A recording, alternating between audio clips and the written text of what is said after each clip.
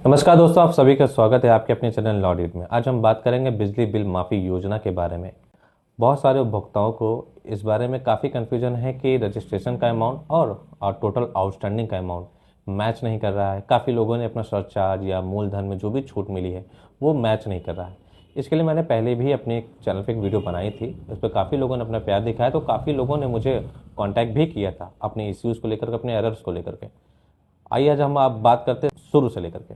देखिए, सबसे पहले तो बिजली बिल माफ़ी योजना केवल उनके लिए ही एलिजिबल है, वही केवल एलिजिबल हैं जिन्होंने 31 मार्च 2025 के पहले अपना बिल जमा किया हो, बिल में कुछ भी अमाउंट जमा किया हो।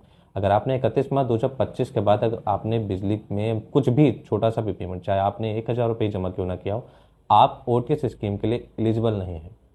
जिन्होंने नहीं जमा किया है या उसके पहले जमा किया 31 मार्च के पहले, वही एलिजिबल है। आइए बात करते हैं जो एलिजिबल हैं उनके लिए कैसी क्या सुविधाएं हैं। देखिए, जब भी अगर आपके पास वो अकाउंट नंबर होगा, आप यूपीपीसीएल की वेबसाइट पे जा करके अपना वो अकाउंट नंबर डाल करके ओटीपी या पासवर्ड के थ्रू लॉगिन कर सकते हैं। लॉगिन करने के बाद आप बिल देख सकते हैं कि कितना आपका मूलधन है, कितना आपका सरचार्ज है। सबसे पहले तो मैं आपको बता देना चाहता हूँ कि ये आपका 28 फरवरी 2026 तक के लिए वैलिड है। लेकिन अगर आप 31 दिसंबर तक आप रजिस्ट्रेशन करते हैं तो आपको सरचार्ज तो 100% माफ़ है ही, लेकिन आपको मूलधन में 25% का माफ़ मिलेगा। अगर यही आप 31 दिसंबर आप मिस कर जाते हैं और जनवरी में करते हैं तो आपको मूलधन में केवल 20% की माफ़ी मिलेगी। और अगर आप जनवरी भी मिस कर जाते हैं और तीसरे चरण में आते हैं जो कि है 28 फरवरी 2026 तक, अगर आप उसमें रजिस्ट्रेशन करते हैं तो आपको केवल 15% तक का ही मूलधन में माफ़ी मिलेगा। तो 100% केवल आपके सरचार्ज में माफ़ है, वो आप 3 महीने तक 28 फरवरी 2026 तक कर सकते हैं। बस आपको मूलधन में आपका डिफरेंट हो जाएगा। साथ ही अगर आप जब अपना नंबर डालने के बाद आप लॉगिन करते हैं, लॉगिन में आपने ये देखा होगा कि एक आता है आपका ओटीएस, एक आता है आपका किस्तों के साथ, आप ईएमआई के साथ अपनी पेमेंट कर सकते हैं। देखिए, बहुत से लोगों को कन्फ्यूज़न वहीं पे है कि जो भी उनका आउटस्टैंडिंग अमाउंट होता है, इसके बाद एक होता है रजिस्ट्रेशन अमाउंट जो कि 2,000 रुपये है। इसके बाद होता है आपका सरचार्ज, फिर आपका होता है मूलधन में आपको कितनी छूट मिली है।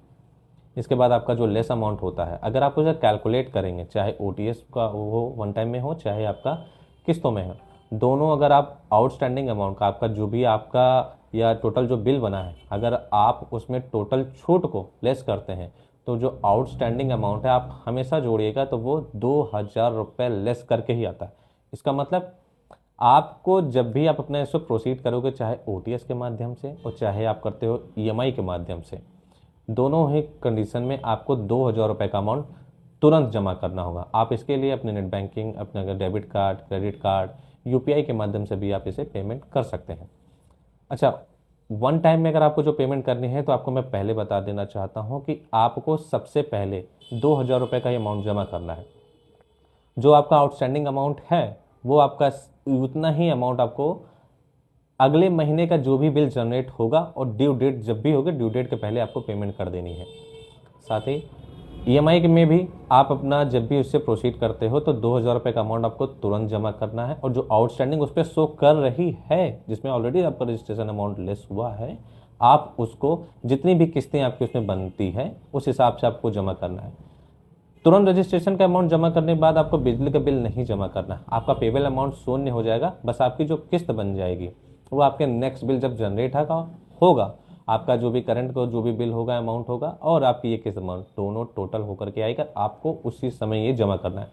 ध्यान रखें, जो भी आपका बिल जनरेट होकर के आएगा, आपको अगर पहली ईएमआई अपनी मिस करते हैं, लेट करते हैं या मिस करते हैं तो आपको 50 रुपये की पेनाल्टी है। अगर यही आप उसकी चीज़ को, यही गलती आप रिपीट करते हैं, दूसरी ईएमआई भी अगर आप लेट करते हैं या मिस करते हैं तो फिर आपको 150 रुपये की पेनाल्टी है।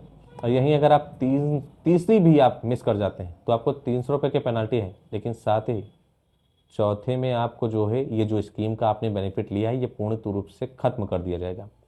और वन टाइम में नेक्स्ट बिल जब भी आपका जनरेट हो, आप इससे कोशिश करिए कि लेट ना हो, लेकिन अगर आप लेट करते हैं तो 50 से 100 रुपये की पेनाल्टी लगेगी। लेकिन उसी महीने में, जिस महीने में बिल जनरेट हुआ, उसी महीने के अंदर आप बिल को जमा कर दें।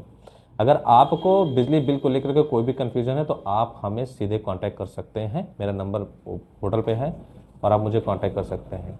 इस तरीके के किसी भी कन्फ्यूजन के लिए आप मेरे चैनल पे मुझे कमेंट कर सकते हैं। चैनल को सब्सक्राइब करें और वीडियो को लाइक करें और ज़्यादा से ज़्यादा इसे शेयर करें। Thank you so much.